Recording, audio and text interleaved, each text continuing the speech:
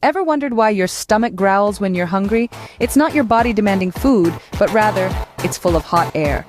Gastrointestinal tracts, a complex system, are always at work. Digestion means movement, and that movement stirs up gas.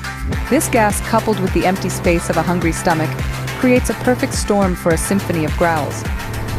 It's a common misconception that only an empty stomach growls. In fact, your stomach and intestines can and do growl shortly after eating. It's simply the sound of digestion, the breaking down of food, and the movement of gas.